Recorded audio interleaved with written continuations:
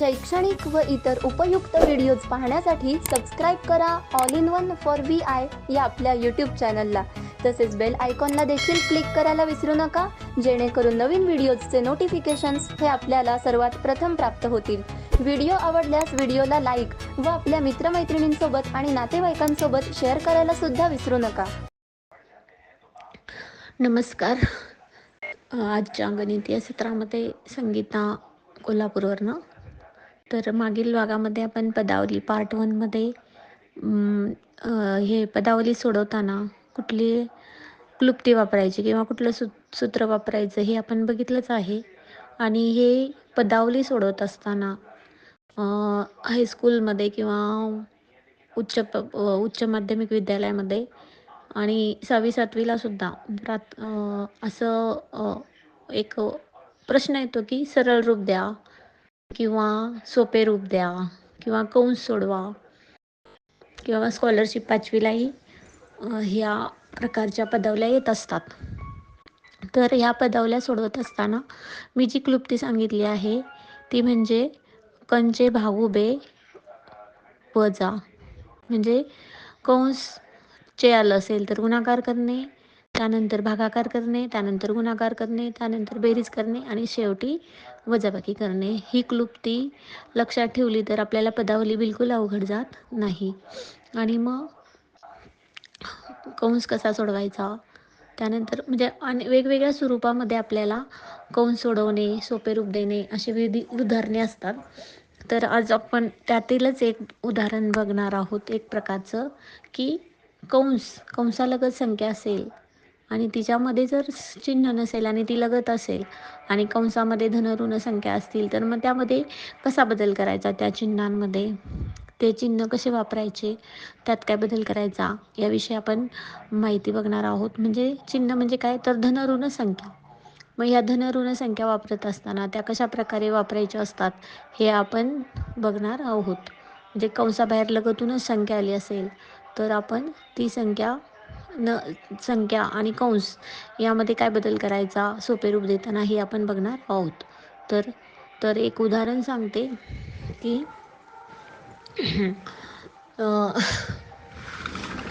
2 गुणिले कंसामध्ये -3 अधिक 2 कंस बंद, हे आपल्याला उदाहरण दिलेलं आहे. 2 कंसामध्ये -3 अधिक 2 कंस बंद, म्हणजे ब्रॅकेट कंप्लीट. तर 2 आणि कंस यामध्ये काही चिन्ह दिलंय का, नाही, लगतच दिलेलं आहे. 2 हे कंसाच्या लगतच आहे. मग दोघांच्या मध्ये चिन्ह नाही म्हणजे गुणाकार. काय समजायचं आपण, गुणाकार. तर मग 2 गुणिले -3. आता बघा आपलं खाली उत्तर लिहिताना आपण पहिली स्टेप काय लिहिणार आहोत, बरोबर 2 गुणिले -3 अधिक 2 गुणिले 2. 2 गुणिले -3 अधिक 2 गुणिले 2. ठीक आहे. पुन्हा दुसरी स्टेप करताना बरोबरचं चिन्ह द्यायचं आहे. मग आता आपण गुणाकार करून घ्यायचा आहे. 2 गुणिले -3 उत्तर काय येणार आहे आपलं, 2च्या पुढे कुठलंही चिन्ह नाही आहे, 2च्या मागे चिन्ह नाही म्हणजे अधिक समजायचं. म्हणजे 2 गुणिले -3 म्हणजे 2 हे प्लसमध्ये आहे आणि -3 हे म्हणजे मायनसमध्ये आहे. मग धन ऋण काय होत असते, ऋण होत असतं. मग आता गुणाकार काय येणार आहे आपला, 2 गुणिले -3 म्हणजेच काय येणार आहे, 2 गुणिले -3 म्हणजे उत्तर आलं आपलं -6. बेत्रिक 6, पण धन ऋण असल्यामुळे ऋण चिन्ह येणार आहे. -6 अधिक 2 गुणिले 2 म्हणजे किती, 4. 2 गुणिले 2 बरोबर 4. म्हणजे आपलं पुढचे स्टेप काय तयार झाली, -6 अधिक 4. -6 अधिक 4. आता आपल्याला इथे एक लक्षात घ्यायचं आहे की मोठ्या संख्येचं चिन्ह वजा आहे आणि लहान संख्येचं चिन्ह अधिक आहे. म्हणजे इथे धन ऋण आलेलं आहे. मग आपण इथे मोठ्या संख्येचं चिन्ह द्यायचं आहे. उत्तर लिहिताना आपल्याला -6 मधनं अधिक 4 हे वजा करावे लागणार आहे, कारण धन ऋण. मग -2 अधिक, म्हणजे आपलं उत्तर काय आलं, -2. म्हणजे कसं आलं तर -6 मधून अधिक 4 गेले, उत्तर आलं -2. लक्षात आलं असेल सगळ्यांच्या.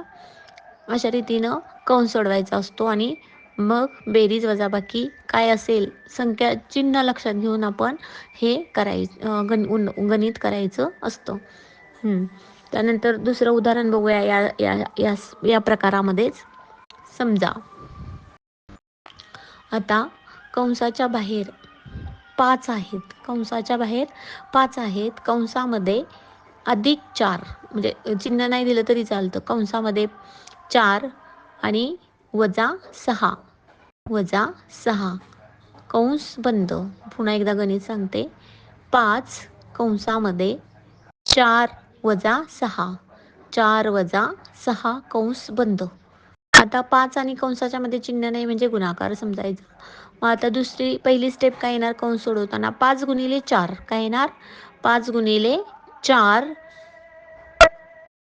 -6 × 5 -6 × 5 बघा 5 × 4 × 5 - 6 असं लिहिलं तरी चालू शकतं. कारण मी इथे एकच कंस सांगितलेला आहे आणि कंसाच्या बाहेर 5 दिलेलं आहे. मग याचा अर्थ असा होतो की 5ने कंसातील दोन्ही संख्यांना गुणायचं. याचा अर्थ असा होतो की कंसातील दोन्ही संख्यांनी 5ने दोन्ही संख्यांना काय करायचं असतं गुणायचं असतं. मग 5 × 4 गुणिले 5 × 4 -6 × 5 -6 × 5 इथं किंवा +5 घेतलं तरी चालतं. कारण 5च्या मागे चिन्ह नाही आहे म्हणून अधिक समजायचं. लक्षात आले 5 × 4 -6 × 5. आता आपलं उत्तर काय येणार तिसऱ्या स्टेपला 5 × 20 बरोबर 5 × 4 बरोबर 20 5 × 4 बरोबर 20. आता -6 आणि गुणिले +5 म्हणजे काय येणार -30 काय येणार -30. बघा उत्तर आलेलं आहे. पुढची स्टेप आलेली आहे आपली 20 - 30 20 - 30. आता 30ला वजाचं चिन्ह आहे म्हणजे 30 ही मोठी संख्या आहे आणि ती मायनसमध्ये आहे म्हणजेच आणि 20ला प्लसचं साईन आहे तिथं चिन्ह काय नाही म्हणजे अधिक आहे. मग आपलं उत्तर बरोबर काय येणार लास्ट स्टेप -10 काय येणार -10. अशा रीतीनं आपल्याला ही गणितं सोडवायची असतात. पदावली सरळ रूप द्या सोपे रूप द्या अशा प्रकारे सोडवायचं असतं. आता आपण समजा हे चलमध्ये घेतलं तर कसं घेणार समजा कंसाच्या बाहेर x दिले कंसाच्या बाहेर x दिले आणि कंसामध्ये y कंसामध्ये y अधिक x काय दिलं y अधिक x. ठीक आहे कंस बंद. आता कंस आणि एक्सच्या मध्ये काही चिन्ह आहे का नाही आहे. मग आपण पुन्हा काय करणार x गुणिले y काय करणार x गुणिले y अधिक x गुणिले x अधिक x गुणिले x. मग आपलं उत्तर काय येणार आहे x गुणिले y xy काय येणार x गुणिले y xy अधिक x गुणिले x xचा स्क्वेअर xचा वर्ग. हे आपलं उत्तर झालं. हे काय झालं आपलं उत्तर झालं xy अधिक xचा वर्ग. लक्षात आलं असेल की कशा रीतीनं आपण कंस सोडवायचा आहे. कंसातील संख्या चिन्हांचा कसा वापर करायचा आहे हे आजच्या भागामध्ये आपल्या लक्षात आलं असेल. थँक्यू.